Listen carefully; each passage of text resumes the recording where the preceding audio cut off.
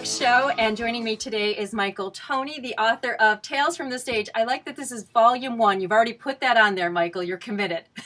Well, good morning, Kimberly, and yes, hopefully this is the beginning of a long, fruitful frontier for me and some of the musicians and artists in the book. Very cool, because it's such a fun book. I'm so glad you're already going to do a second one, because that's actually going to be one of my questions to you. Who didn't make it into this volume that you'd like to see in volume 2?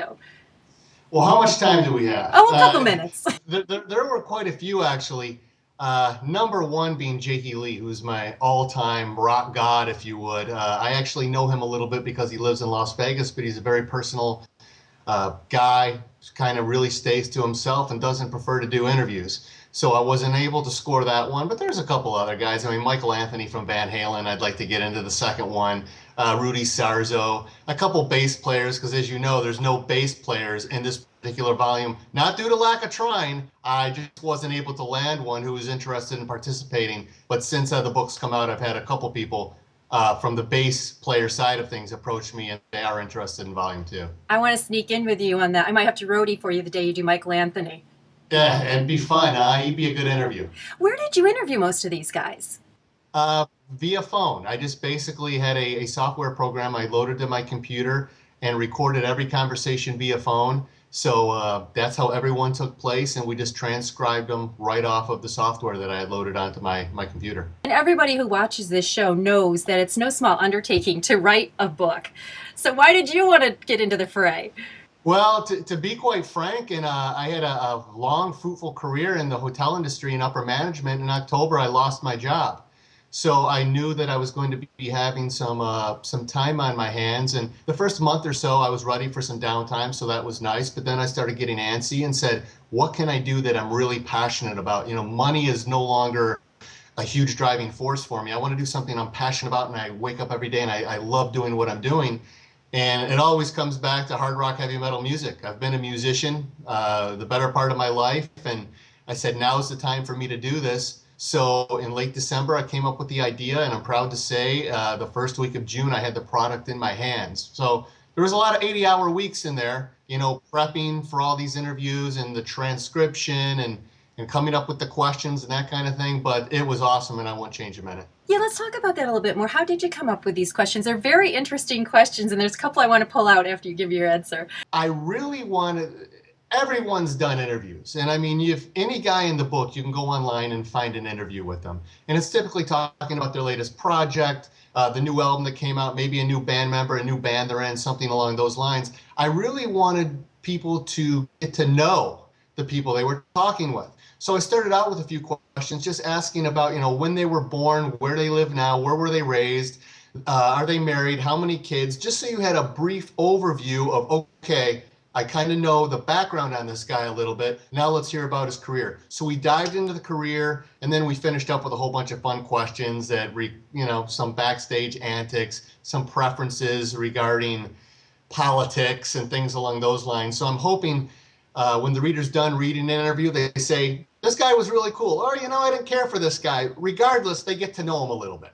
And you talked about politics. That was one of the things I wanted to ask you about. Why did you want to ask them about that? I felt it was a pretty personal topic, and in getting to know them personally, I figured, well, you're not supposed to talk about religion and politics, and I figured I would maybe offend fewer people taking the politics route than the religion route. So I stayed away from religion for the most part. But, the politics is an interesting topic, especially right now, and I knew when the book was going to be coming out. I knew there was going to be at least 5 months of real relevance to people reading it prior to the election. So, I thought I'd put it in there, and some folks had one-word answers. Some guys had some pretty interesting comments on it, so I'm glad that I did that. Yeah, I was really happy with a lot of the responses and how honest people were. They were very willing to say what their views were. It was pretty cool. One of the other questions that I thought was really funny that you kept asking was about per diem. Why'd you choose that question? Well, I don't know that a lot of people realize when these guys are on the road, depending on the band that they're touring with, they actually do get meal money. So I wanted to point out Bruce Kulick with Kiss signs for whatever he wants for. Some of the other guys and some other bands don't get a penny while they're on tour. So it's just kind of to shine some light on the fact that these guys, the bigger the tour, the more money they get. no real relevance, I guess. I just thought it added some color to their livelihood. Don't you find, Michael, that in general, most fans, that's what they really want to know about is the money? See, yes. See, I'm a upper management guy in the hotel industry. Money and dollars was very important to me growing up. I had to know, forecasting and all this kind of thing, and no one really wants to talk about it. So that is one thing I will say about the book, that I tried to ask questions that most people don't, really focusing primarily on the personal side anyhow, on the finance. How much do they get paid for a given gig? How much do they make annually? Some people answered, some people didn't, but I really did dive much more into the financial end than I'd say the most interviews. And I found it also, again, shocking that people were so honest about their answers, because it's in print. It's there forever.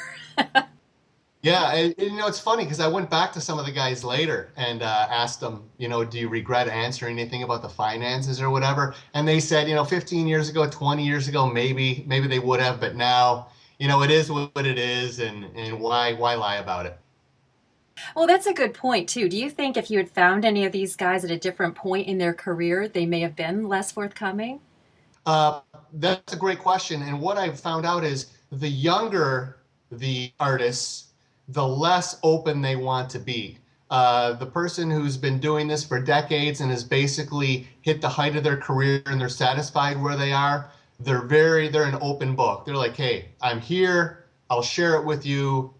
Whatever you want to know, tell me. The younger guys are still a little bit more cautious because I still think they're kind of climbing the ladder per se and don't want too much of the stuff out there. But most of the guys in the book have been around for decades and they were pretty honest with everything. So you have 14 guys in the book, and Betsy Bitch is our female representation. Out of those people, who would you like to see write a book? Wow, man, I've been asked a lot of questions. I've never been asked that one. But it's hard to argue with Chris Holmes. I agree. His story, he was so brutally honest in the interview and just told down to the penny what he made in publishing revenue and, how Black screwed him out of so much money and his past drug use and just everything. He would be tough to beat. But, Ron Keel and Paul Shortino have some killer stories as well that you probably wouldn't know. So those two interviews I'm really proud of because I think a lot of people are going to read them and say, I had no idea that Paul Shortino had this background, or Ron Keel for that matter. But there's a bunch of them in there that would probably make some pretty good books. Yeah, I also nominate Bruce Kulick. There's so much story there. So cool. And, his background, a lot of people don't know he was with Meatloaf and played with Michael Bolton and, even John Corabi for that matter, which is a little more recent. But he's had a great career, and he's just an outstanding guy. We've become friends over time, and he's awesome. You've done a phenomenal job with the book. It's a really, really fun read. And you're also donating some of the proceeds, right? That is correct. We have a nonprofit partner, Ride for Dime, which was created by the friends and family of Dimebag Darrell. And the proceeds, or actually Ride for Dime, spends a lot of their money or provides a lot of money to America's youth promoting musical education. So I thought that was a really worthwhile nonprofit organization, and they continue to grow a couple chapters every year. So I'm proud to be associated with them, and a portion of our proceeds does go to Ride for Dime. That's awesome. And now where can everybody buy the book, and where can they find you? Well, the simplest way is just go to the webpage or our website, which is talesfromthestage.com. And I really encourage you to check it out. If you're hesitant about the book and really don't understand it, there's a whole bunch of book excerpts. There's interview spotlights. There's actually video interviews that are follow-up actually to the book. Ron Keel, Eddie Trunk, Paul Shortino, that I visited with and asked them, what they're up to. And speaking of which, Paul Shortino talks about politics and that, and it's really kind of funny. But talesfromthestage.com is where, we probably 95% of our business comes from. And you can find me on Facebook or shoot me an email from talesfromthestage.com where the contact info is. And when is Volume 2?